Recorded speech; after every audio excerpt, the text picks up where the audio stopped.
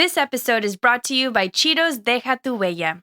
Deja Tu Huella means leave your mark, and that's exactly what Latinos are doing. They're transforming the world around them, pushing boundaries with their unique perspectives. It's their superpoder. Join Cheetos and celebrate the heroes that are leaving their mark with the Deja Tu Huella program. You can also celebrate by checking out the new podcast, Batman Unburied, presented by Cheetos Deja Tu Huella. Visit Batman Unburied on Spotify to learn more. On today's extra angry episode, venting about smelly neighbors, an email that should have been a meeting, and give me a mouthful of your tasty Schnitzel. All that and more on today's episode of Bad Advice with Lori Beth Denberg. Help me out, almighty Lori Beth Denberg. Give me the vital information so I get the right thoughts. So do yeah, the church of Lori Beth is in session, and we're reading from the scriptures of vital information. Talking my God, and my Savior, my LBT. Just tell me what's going on with me. Oh my God, and my Savior, my LBT. Just tell me what's going on with me.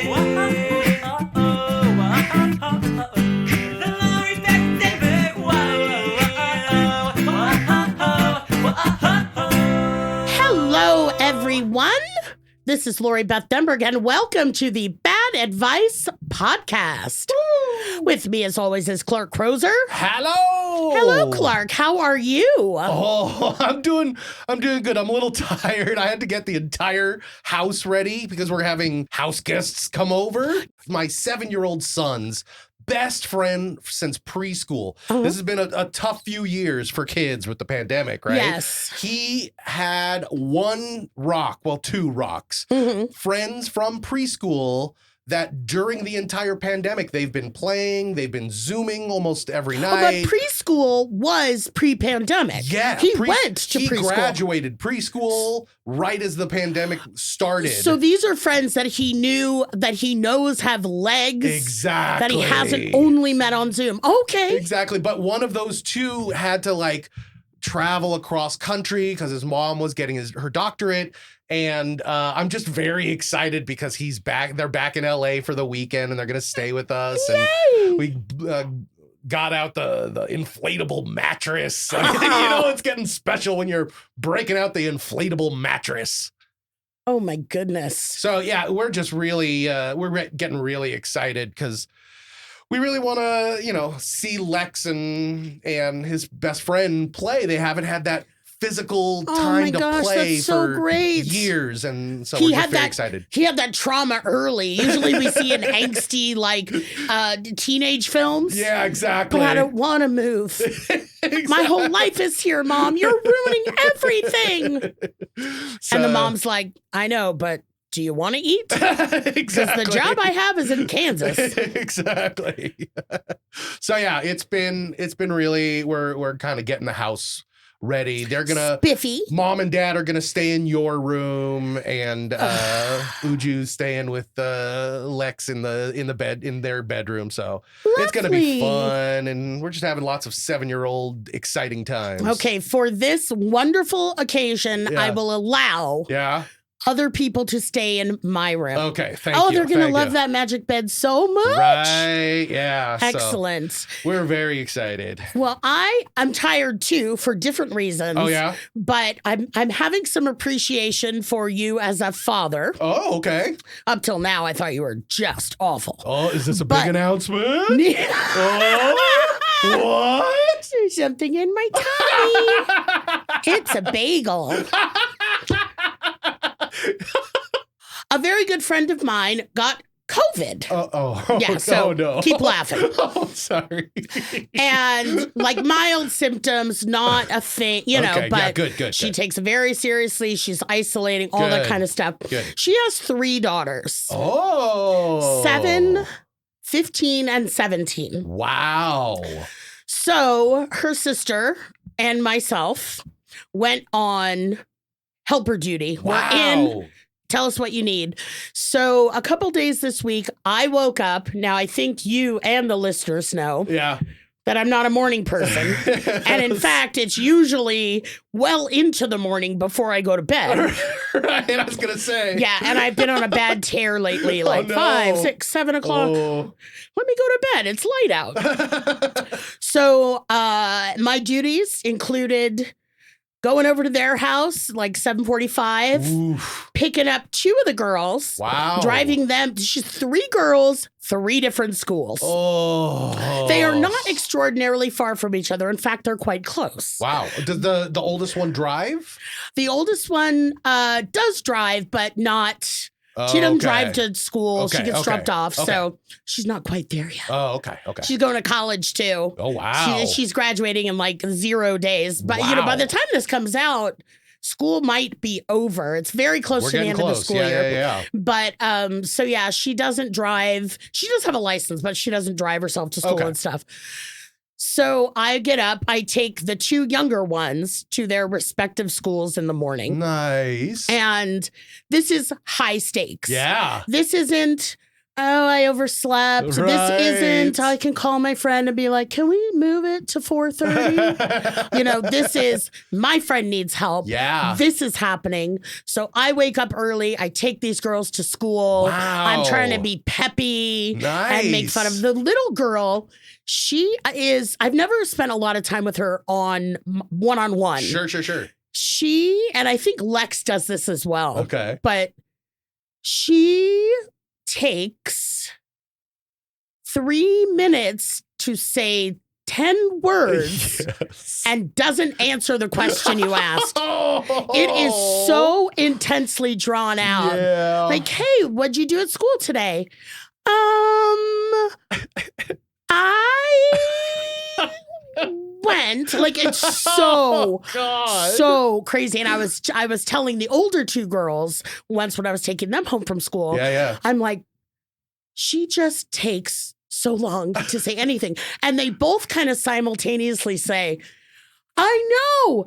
It took her 2 weeks to tell us if there were windows in her classroom. Oh, my God. This whole story about how it was a new building and they were curious. Oh, no. Well, what do you see when you look out? What do you see from the classroom? I don't think there's windows. Oh, no. So then every day they were like, did you look today? Are there windows? And she's like, I forgot. But it's just so fun. And I know Lex does that too. Yeah. But this chickie seems to really be thinking about the next word. She's so friggin' cute. Oh, She's so friggin' cute. that's awesome. So I'm now going, and what I've never dealt with before. Yeah. I knew certain things. Yeah, like yeah, when yeah. my friend was saying, pick her up, I say, make sure you tell them that I'm picking her up and not abducting her. Right. Make sure she's still little enough that she has a little booster seat in the back. Sure. To be high enough for the seatbelt to work. Yep. It's like, we got to get that.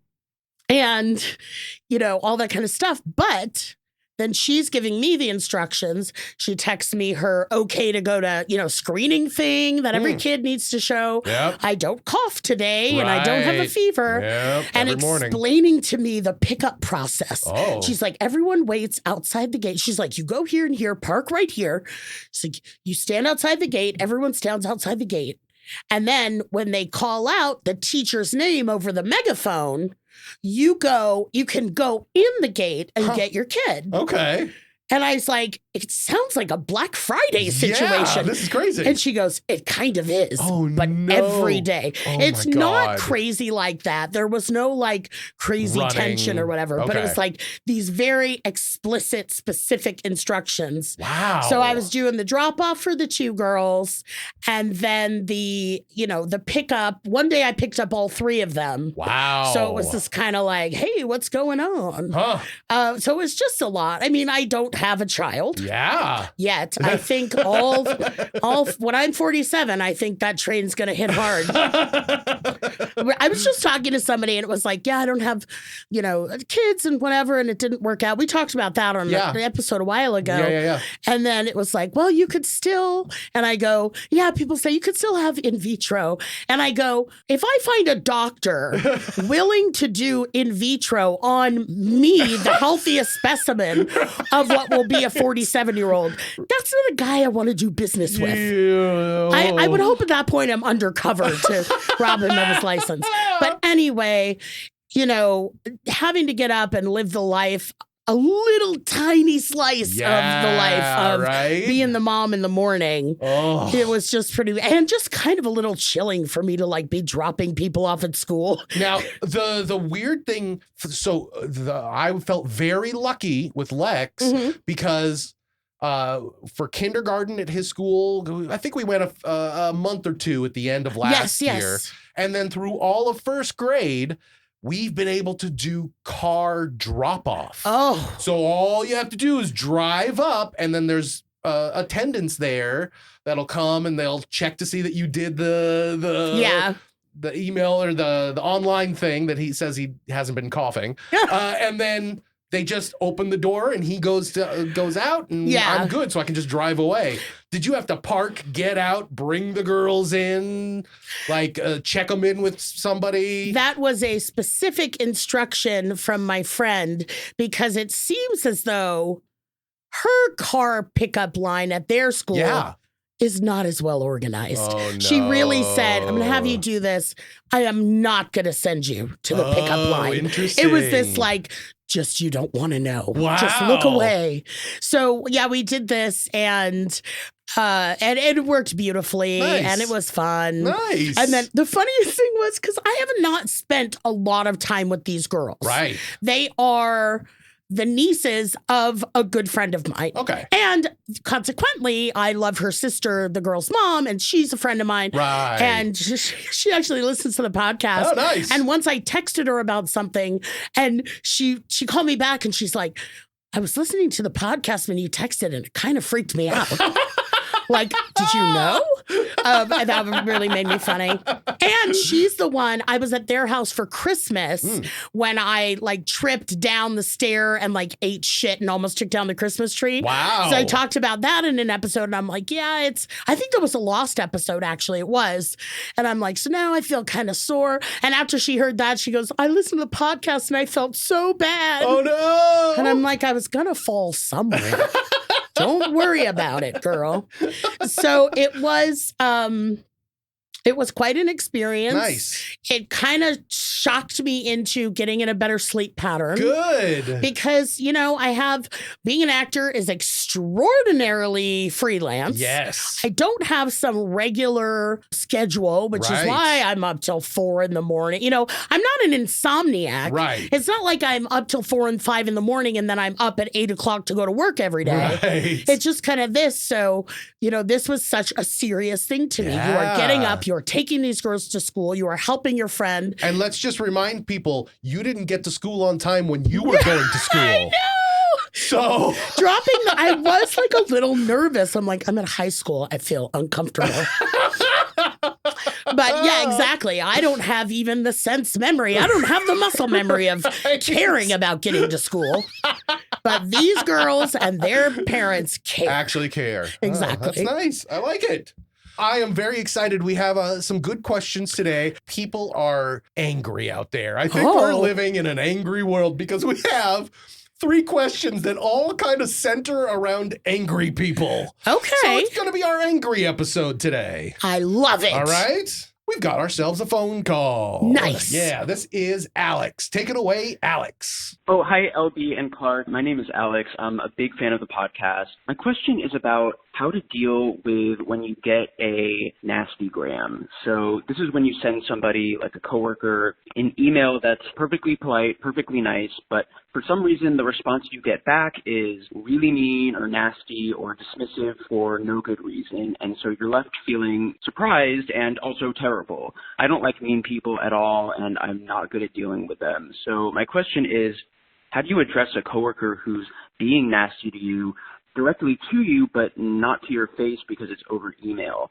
And also, how do you sort of address it with yourself in terms of getting over that sting of being virtually attacked by somebody you need to continue working with? Thanks a lot for taking my question. I also just want to add really quickly, a few months ago, I bought myself a cameo greeting from you, and it was the best gift I have ever gotten for myself.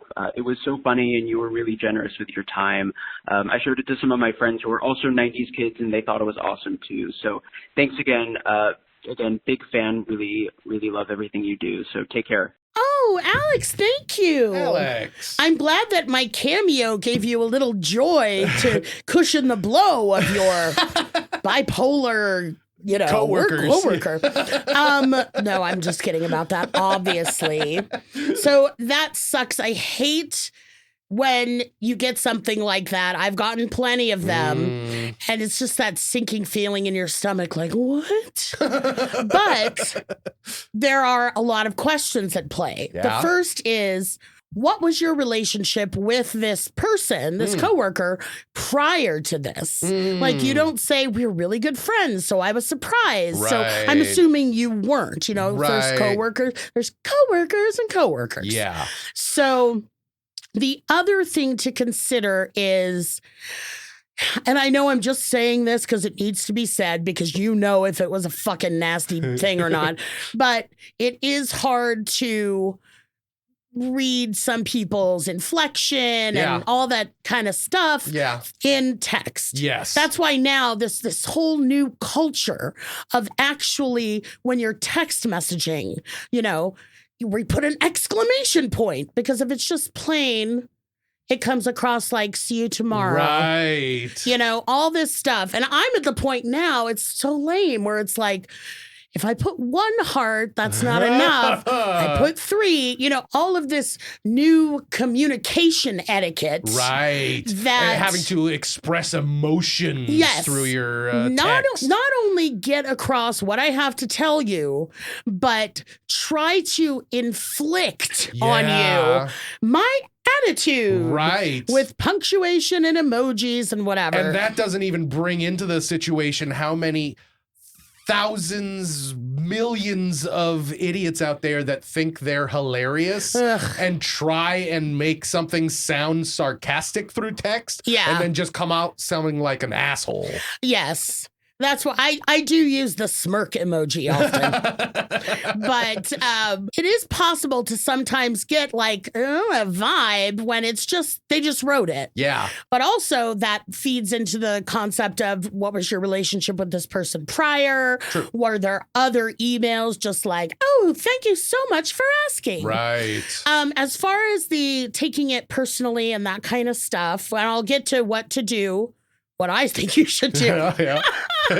As someone without a job, I would say there's a lot of things to consider. Was this person having a shitty day? Right. Was this person, were you the 89th person to ping them that day and ask them something that was like, what was your question, stupid, Alex? No, I'm sure it wasn't.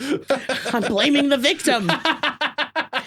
So there are a lot of things to consider. Yeah. And before you go too deep into every possibility of what it could be, 2 years ago, I did take their spot in the parking lot, and then I said I was really sorry, and they said it was fine. There's another spot here, but what if they've been carrying, that's what I would do, actually, is go through every minute I've ever spent with, near, or thinking about this person. Right. And find out the 10 things I definitely did wrong. But, the way to address this is to speak to this person, is to give them a call. I just realized I'm like, go to their desk, but maybe you work remotely. I don't know. Probably. Yeah. Wow. Speak to this person and say, hey, I'd like to talk to you. I want to know if I've done anything to upset you. Right. Your emails seem kind of angry. And if there's something that I have done, I'd really like to know about it. Yeah, like that kind of tack. Totally. Which is what we usually, suggest, as opposed to like, bitch, your email was inappropriate. It's coming at it from a, I'm concerned because I do not want to hurt anyone or anger anyone. Right. And especially if we're working together, we need to collaborate. Yeah. So, what was this about? Then you will get an answer from this person. Mm-hmm. If they're really mad at you, they might not answer. Yeah. Or if they don't have your number in their phone, you come up as spam risk. 20 times a day, my iPhone says spam risk. And whoever I'm with, I'm like, should I answer it? Maybe this time I'll answer it. And I always just push, decline, and I go, you pieces of shit. Well, that's why I hang up on everyone now. I don't answer my phone for anyone because all I have to do is say, oh, it said spam. Yeah, exactly. Oh, it came through as spam. I'm not in your phone, Clark. You're my what came up. It just said spam. You're my only child. I figured you'd have me in there. So that would be a way to go, because if you kindly and concernedly, which is a word I'm sure I just made up. Sure. Approach this person, you could get one of a million answers. Sure. Yes, I was just overloaded and people are asking me stupid questions, and so I'm sorry. Or, my dog died that morning. Like, or what? Even maybe not that specific, but that would be the worst. I would call out sick. But I just was having a really hard morning. I overslept and I was just out of it. Like, there are a million things, including. In that meeting, you said something that was derogatory about me, and that really made me angry. Right. There are possibilities where there is something to clear up with this person, but the fact that you said you were so gut punched and surprised by it, and came out of nowhere, that leads me to believe that you don't have some history with this person that you know about. That's right. And that you weren't expecting this. There's people, Clark and I both dealt with them, where you're like, oh, what's this fucker going to say this time? Yeah. And those are the ones that we get together and read in a thread. We read in a thread and we all act out the parts. And it's very satisfying. Exactly. So those are some options to deal with this. And if I don't know where you work again. I don't know anything about you. Tell me more. I kind of want to see the email. Forward us the email. It's all like he works for the government. It's all like top secret. Yeah. And then we all just go to jail. What happened to the podcast? No comment. The podcast has been redacted. You were going to say? I was just going to say, in the situation, which we both know, because we both worked with a couple of these people, where this isn't a one-off, that Alex didn't do anything to upset them or to piss them off. They didn't have a bad day. They're just overall kind of generally sour people. I do have to say that from my personal experience, the only way to deal with them is to just ignore the anger. Just read what they want out of that email, ignore the anger, give them whatever they want, and just try to let it roll off your back, because it's not personal. It's not that they're angry at you or mad. They're just dickish. Oh, God. You just reminded me of when I'm not going to name any names. No, of course not. But there is one email that I still chew on. Really? Where when Clark and I worked together at an advertising agency as writers, and there was a group email, and I had forgotten a little thing in my piece. We all wrote different pieces. Oh, it was for that. We talked about it on the show. Planet Side? Yeah, we got news on that. That was the only thing on this show that I found that they did a news article on. Yeah, just so you know, people, I'm like, when I started this podcast, I was really like, no holds barred. I'm going to talk about my childhood and abuse and drug addiction, whatever. I'm here. That is the deal, and that's the whole point of this show. Yes. Is for my horrible life to benefit somebody finally. Exactly. So with all that in mind, we talk about a bunch of stuff. Serious stuff. All that serious stuff. And I did phone sex, and I fucked this guy and all my sex toys. Yeah. The one thing that we found got picked up by the press. Beth Denberg worked on the campaign for Planet Side. That was so crazy. What? We talked about that one time in one episode, how we wrote some Planet Side trailers and they filmed them, we edited them, and then the company declined to release them. And P.S. And by the way, when Clark was trying to find stuff about it online, he barely could. Yeah. So it's very strange that this is the one thing that's been picked up. It's true. Anyway, somebody please write a salacious article about the 100 sex toys I have going constantly in my house while I do phone sex and do drugs. Instead of Planetside. And have a child star that's seen it all. No, Planetside. So at this job, Yeah.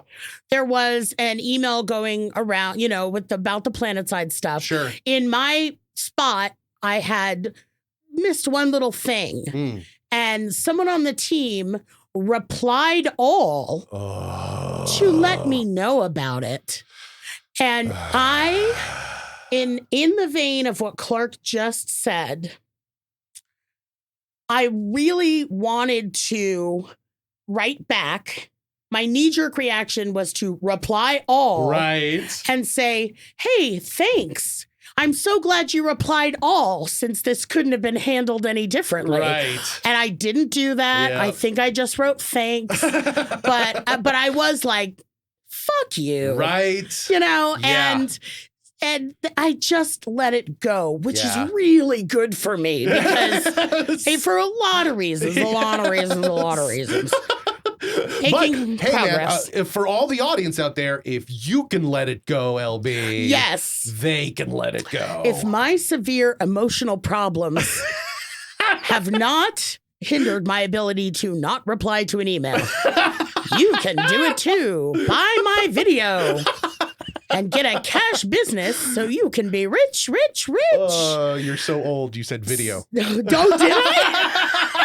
Jesus. So yes, Alex. Yes. After a long time, we're getting back to you. We're getting back.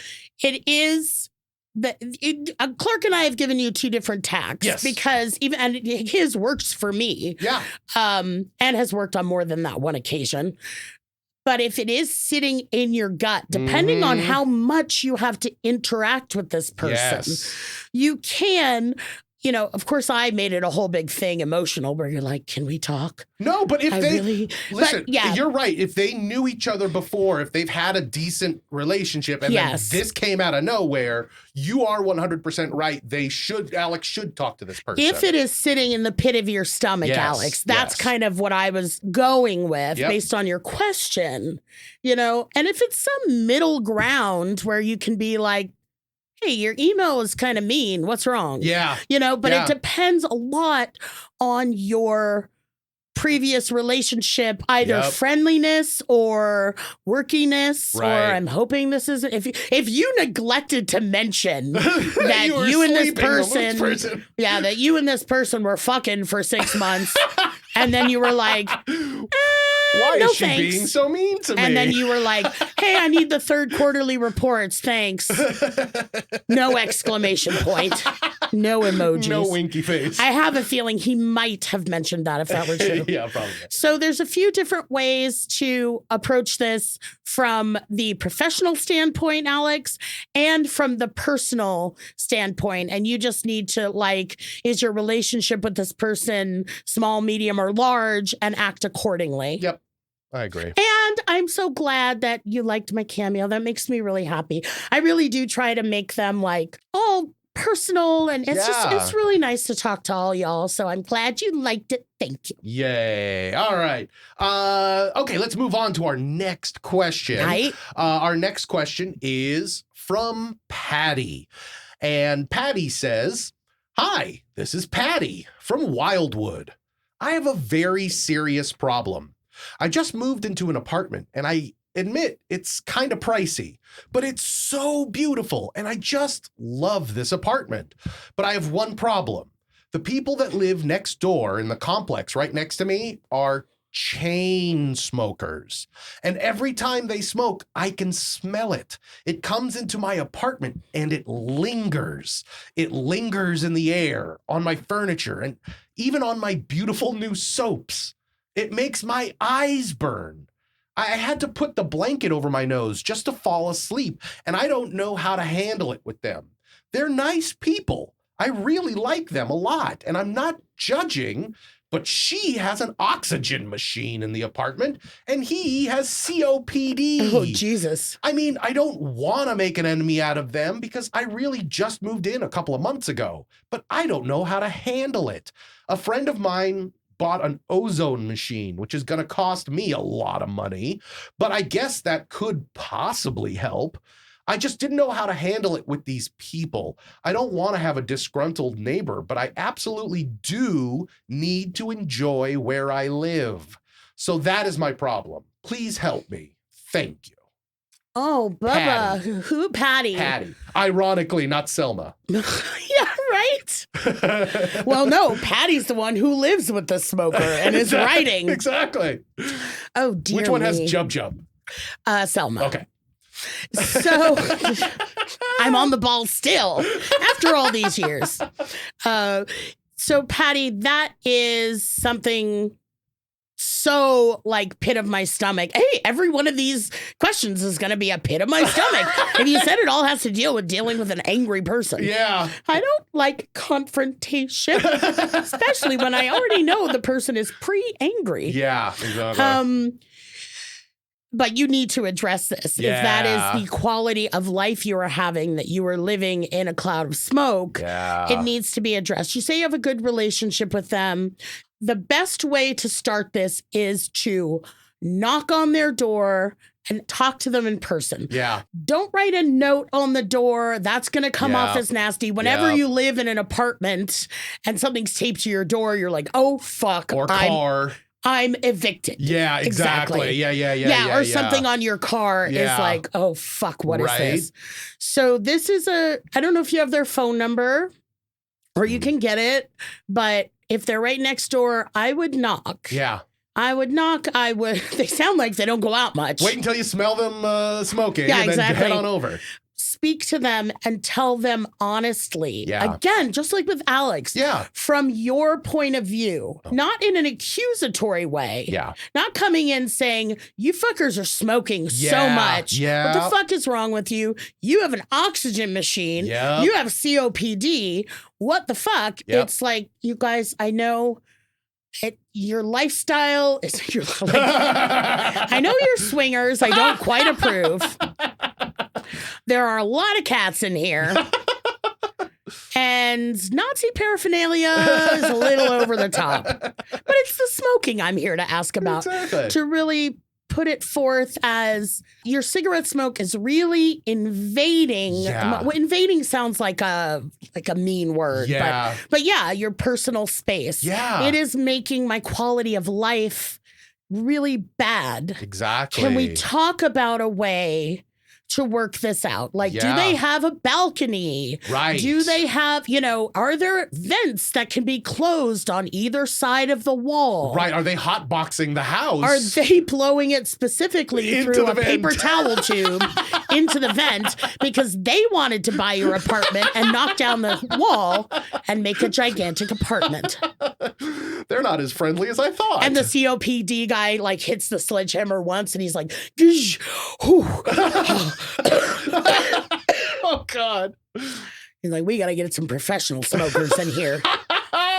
So knock on their door. Yeah. Give them a call. Yeah. Talk face to face because this is about your life. Yeah. It's about their smoking, but it's about how it affects your life, which is, from all the examples you gave us, really, really extremely just bad. Yeah. Was that great grammar?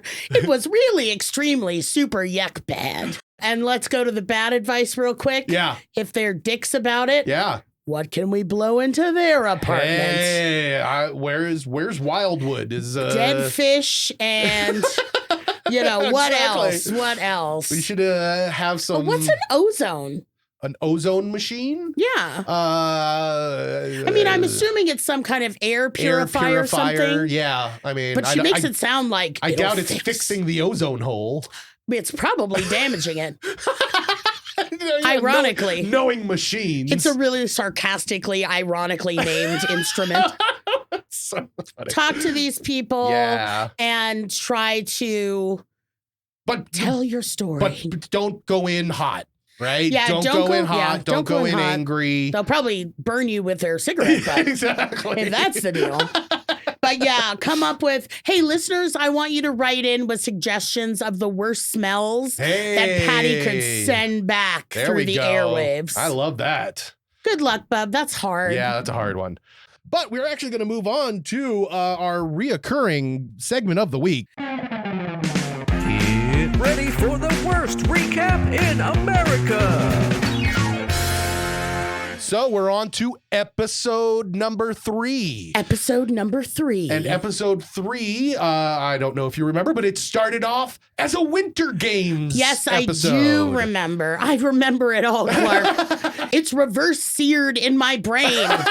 I started it in the oven, and then I brought it out to the cast iron skillet to get the crust. Now, before you get into the details, I had a question. Yes. It's always so hot on a set, usually, you know, especially when the lights are on, everything's going, you have ovens going off all around you.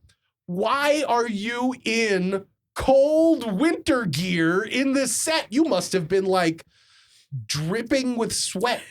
I was dripping with sweat when someone said good morning and I was wearing nothing but a bra. Oh, no. I'm airing out the bottom even. It was possibly the sweatiest experience of my life. No. And I'm sweaty anyway, and I'm hauling myself around. But yeah, those things were, eventually it was nice to take them off. Yeah. But I will say this, because when I was watching it, because I sit and watch everything I do now. I actually really don't. Yeah. You know this. But I'm like, how was it? I wanted to talk about the episode, Exactly. so now you have to watch. I've been watching. I've been reliving the fun. One of the things I was worried about before we even started the show, when I was talking to the producers and stuff, was I'd watched other shows and the games in the beginning and people on like a hippity, all this physical stuff. And I expressed to her, I said, I'm really anxious about that because I'm not going to be able to do physical stuff or it's going to be humiliating or whatever. Yeah. And she said, no worries. We do not do that to anybody. Yeah. We will not ask you to do anything you're uncomfortable with. If you are, just tell us. Okay, good. And so that played into this because I looked at that stuff and I'm like, I don't know if these jackets are going to fit me. I was like, I don't think that's going to fit me. Like I can do the goggles or whatever. But they had really gone to great lengths, to great widths. To find, a jacket that would fit me and it didn't zip up and whatever, but so it is when you're me. Yeah. At least right now. Maybe tomorrow. Turn everything around. But so I went in with that kind of comfort. Nice. And then when they were explaining all of the different games, right? I did look at the producer and I said, she's this chickie. I love her so much. Her name is Deb. Oh, nice. And I said, I don't want to do that one. She's like, no worries. This is the one you're doing. Nice. So I was very comfortable with that. And that really helped me because they do crazy shit on that show. Right. But what was your winter game that you played? I decorated the cookies. Right. I had a nice, it was basically a live Pinterest fail. I had the nice cookies to model my own on. Right. And as with everything I encountered on the show, pretty much, you take the time to do the first part well. Oh, no. There were 2 cookies. My first one wasn't bad. Okay. And I was up against Nicole, though, who just seemed to be like some icing artist from, Rembrandt's sister or something. What do you think they were doing on the set of The Nanny all those years? Exactly. Icing cookies. You keep icing, girls. It's gonna... I can't do a Fran Drescher. That was the worst Fran Drescher. That was really bad. I don't want to subject our audience to that. They already have to listen to me clucking. Sometimes when I am, because I listen to these shows, you guys, dear listeners, dear listeners, and I just go, Jesus Christ, who wants to listen? Like at some point, my voice, and I've said this for years, when I'm listening to stuff or watching myself, like at some point, my voice just sounds to me like, buck, buck, buck, buck. Oh no! So it's a little rough, but we get through. Yeah. We get through it. Yes. So... But still, I can't do a Fran Drescher, and you're welcome. You're welcome, Fran Drescher. Yeah, so Nicole is just killing it. You can tell she's like, whoosh, whoosh, whoosh. I mean, I was focused on mine, but when I watched it, she's like, I'm serious. Right. So I did okay with my first little snowflake cookie. The second one, I was like, what? Uh-oh. But I will say that I think what happened was, yes, because I watched it. Okay. And the second cookie had a pair of like crossed skis. Oh, yeah. Yeah. So I saw on the TV that she used her finger to like smush the icing. Oh. But my side of it was I shouldn't use my hands to touch the cookie. Right. So, but I guess especially since you were covered in sweat. I'm like, oh, Jesus Christ. And this cookie is good, but really salty. So salty. A little bit salty and damp. I'm like, welcome to my crotch. Oh. But seriously, everyone, welcome to my crotch. That was the original title for the show. Yeah. Welcome to LB's crotch. So, the worst crotch in America. Oh, boo. I actually think that's not true. That's I will not stand up for my true. crotch above several other people I'm thinking about right now. Moving on. So my first cookie was okay, but Nicole just like killed it. Slammed it, yeah. So, and did we win the challenge? I can't remember. We did because we took away their chocolate, didn't we? When we moved to the so the next thing up was the waffles. The waffles. Yes. And much like the other challenges, I have a big idea and I just don't do it. Like I was super into these peaches. And I'm like, I can grill the peaches. Yeah. And I started doing it and I should have cut a lot more, but I don't know how to cook or how much you need or whatever. Right. And so I did make a pretty good waffle and all of that, it went on. But again, I fall down with my kind of presentation and with time management, I guess. But the whole point is you're supposed to have poor time management. Exactly. That's the whole part. That's the whole show. Yeah. But that's another one where I looked at everyone else's and I'm like, your masterpieces make me feel bad about myself. Oh. My waffle should go in the trash. And so that was it. I mean, it was a fun one. Yeah. It was, gooey and messy. And do you ever make extra? Like, did you eat anything that you made? I don't think so. No, there's not barely one thing? time to make. You think we're making an extra waffle? I don't know. There is.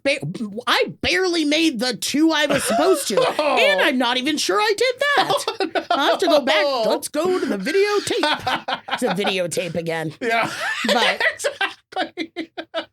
So that Let's was go good. to the reel to reel. I know. So yeah, that was the mid challenge, and then the final challenge was Schnitzel. The Schnitzel, I did okay with the Schnitzel. Schnitzel, you did good on. That was a big chunk of that show. It was the kind of thing where he showed us how to make it. Right. Jeff showed us how to make it, which I enjoyed. I have eaten Schnitzel before. Okay.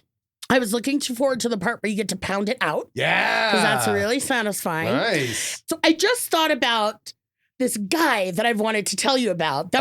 He wasn't on the show. It's not a cast member. Is he the Schnitzel guy? He's the Schnitzel guy. I pounded him out and he did not mind. And he said, you are exactly as sweaty as I like.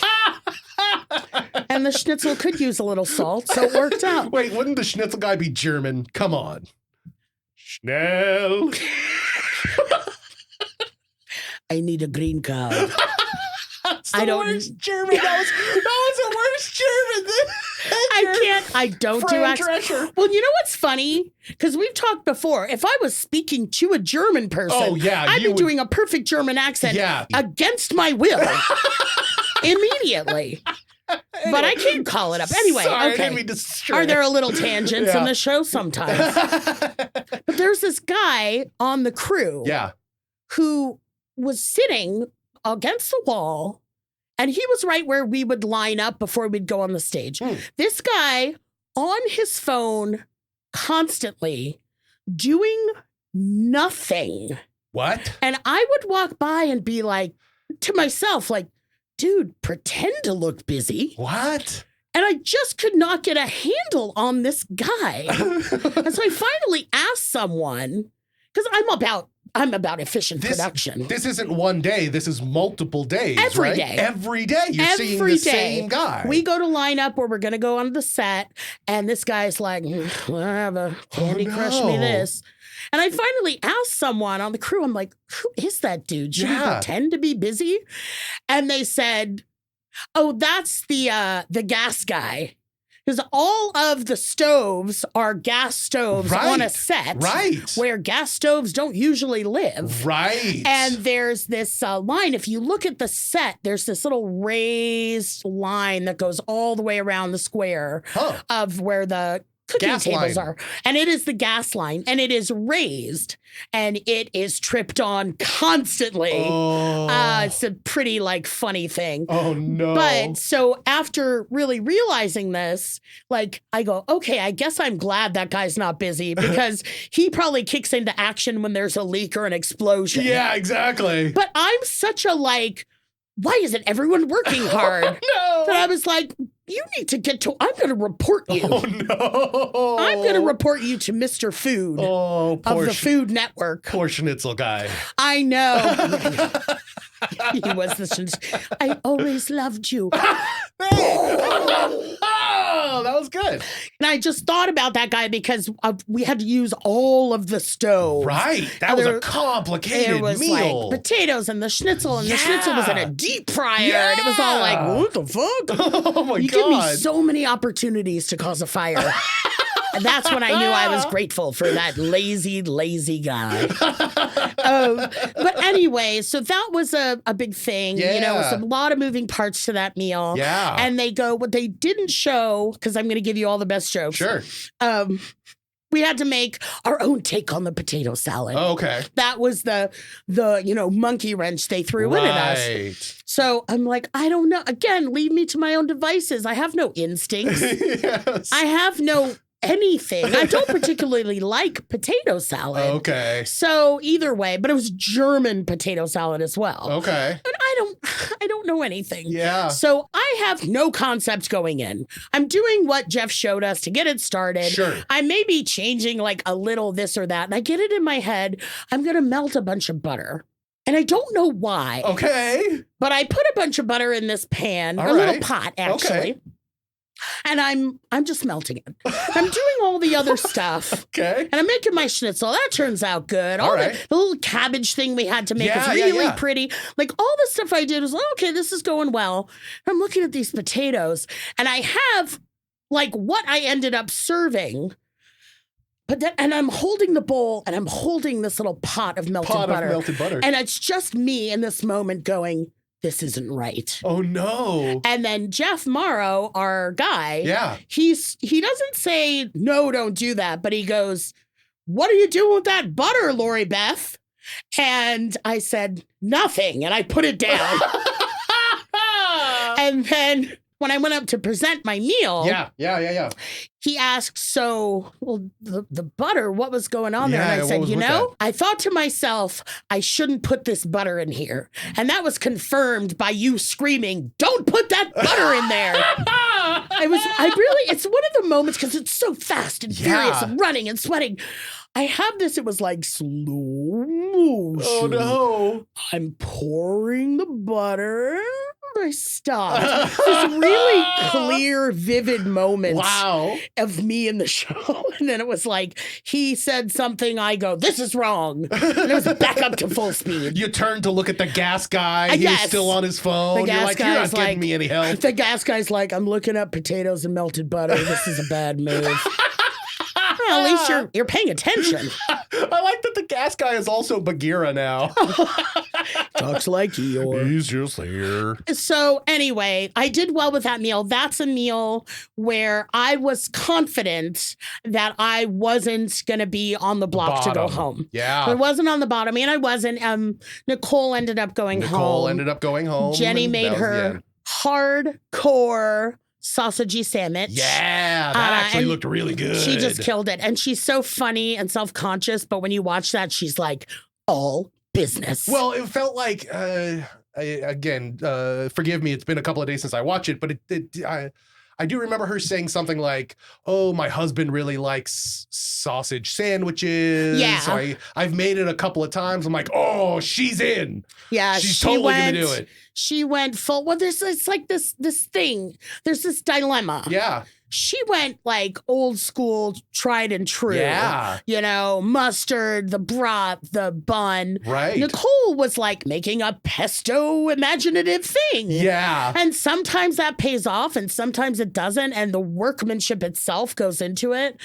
In the end, Jenny's sausage won the day. Yeah. And Nicole went home, which was really sad because we just knew like she was really sad. And we never wanted anyone to go home. Of course. Everyone seemed to really like each other. It's not like you guys were that rivals. No, we were. No, nobody was. Yeah. Absolutely nobody was. And at the Yeah. same time, you're like, I don't want it to fucking be me. But so Nicole went home and she's so sweet and she's like a goofball, bouncing off the walls goofball. She actually put together this whole viewing party for the first episode at this place. I can't remember the name, but I'll tell you about it because they had really good tacos. It was Ooh. just in like Studio City, which means nothing to anyone listening to this outside of our square foot of life.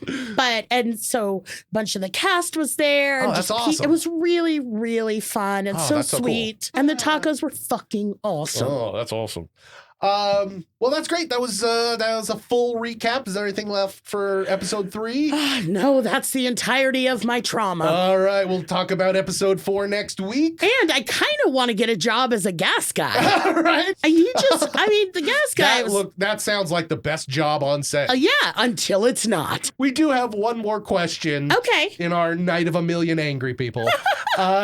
And this one, I believe, is the topper of them all. So this final question is from a young lady by the name of Lily. Hi, my name is Lily, and I want to know what I can do to help my anger management. I get angry really, really fast, really, really easy. What do I need to do to keep me from doing this? Take a time out or just have therapy?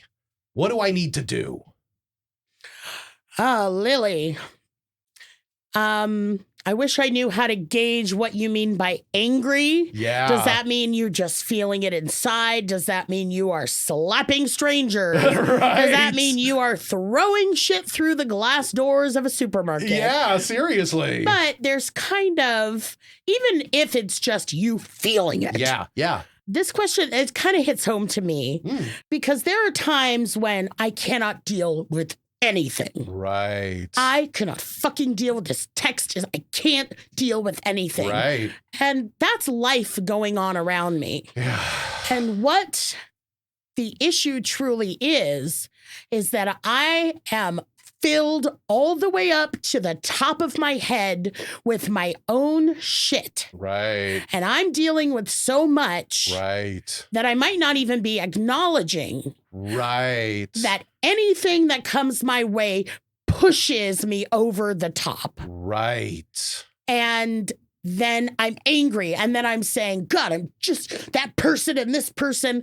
But it's really because I don't have any space to navigate the world. Right. You know, the regular world that's coming. You know, you also didn't say Lily. Lily. Yeah, Lily wasn't like, this guy shot at me and I got angry real Right. fast. You know, she's saying that this is a kind of reoccurring thing. Yep.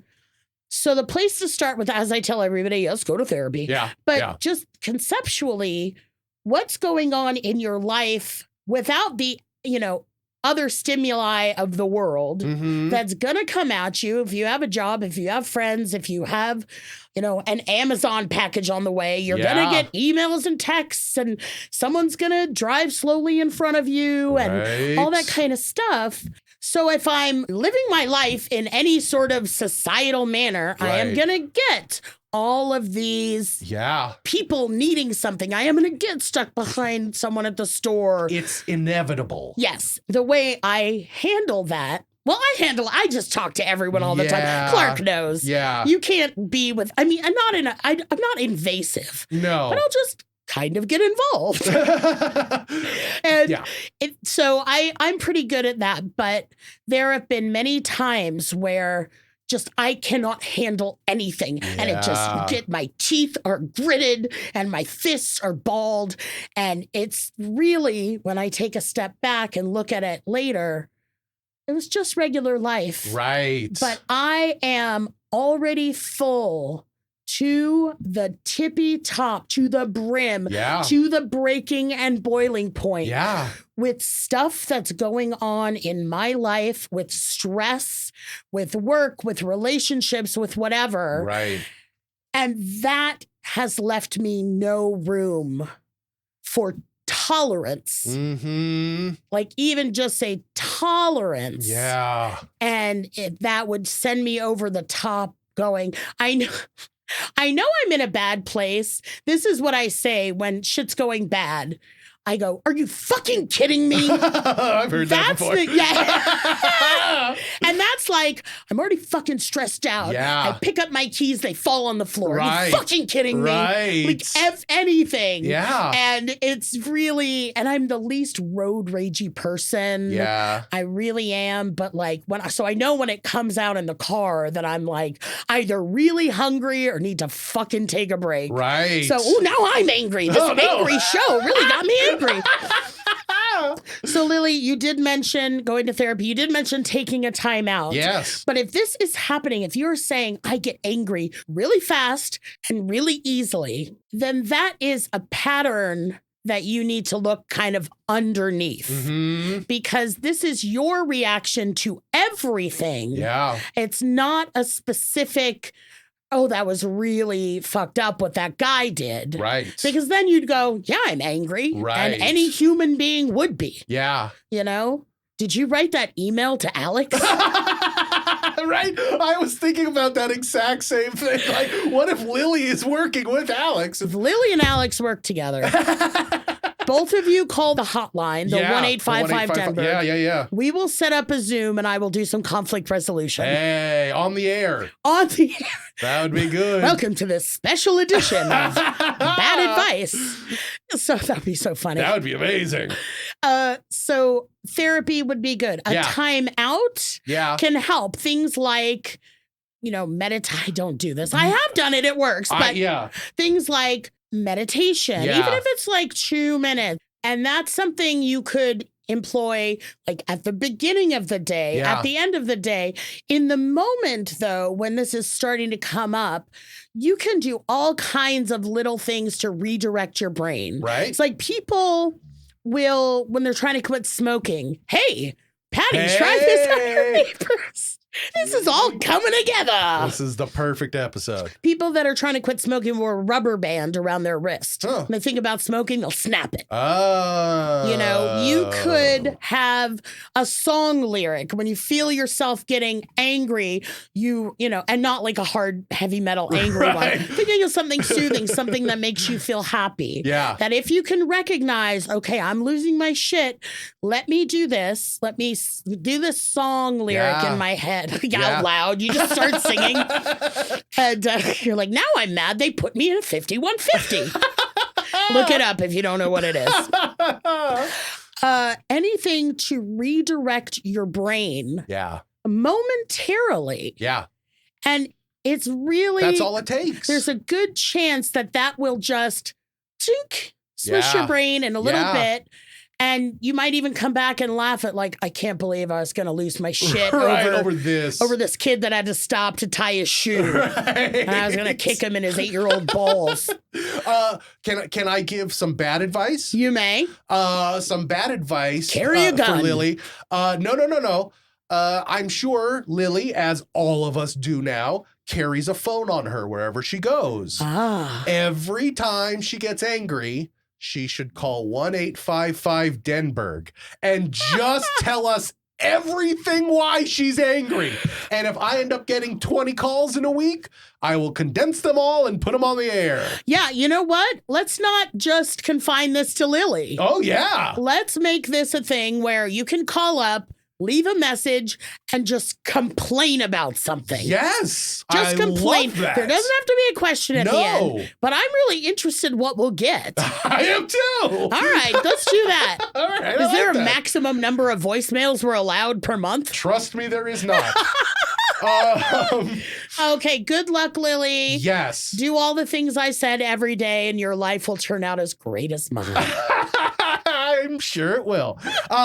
If any of you out there have a question or a decision that's weighing heavily on you, or if you just want to complain, send it to us and let LB ease your burden. Send us your problems at AskLoriBeth.com. Go follow us on all the socials at AskLoriBeth, or just leave us a message with your voice at 1-855-336-2374. That's 1-855-DENBERG or 1-855-Denberg. And you can find me at LB Denberg on Instagram, at Lori Beth Denberg on Twitter, and at the Lori Beth Denberg fan page on Facebook. And one more you can continue to watch me, since I didn't get kicked off yet, on Worst Cooks in America on the Food Network. Yep. Streamable on Discovery Plus.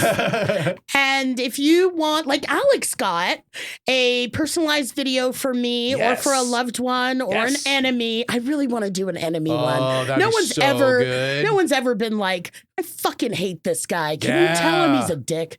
And this is the angry episode that I feel like someone could come to that thing. Totally. Lily, you tell me if an angry cameo would help you. Yeah, there you go. Then I can give you an inspirational cameo too, and you can watch it each time you feel yourself about to pop. Lily's devil and angel on her shoulder are both going to be you. That's how I get you. So you can book me for such a video at cameo.com/LoriBeth. All right, we'll talk to you guys next week. Thanks, babies. You're so angry and I love it. Bad Advice stars Lori Beth Denberg and Clark Crozer. The show is produced by me, Jeremy Balon, and part of the Seltzer Kings network. Our theme song is written and performed by Natty Ward. If you or someone you love is in need of some bad advice, you can submit your own question on our socials, all of which are Ask Lori Beth, or on our website at AskLoriBeth.com, or for a nostalgic twist, you can call 1-855-DENBERG. That's right, 1-855-336-2374, and leave your question there. Thanks for listening.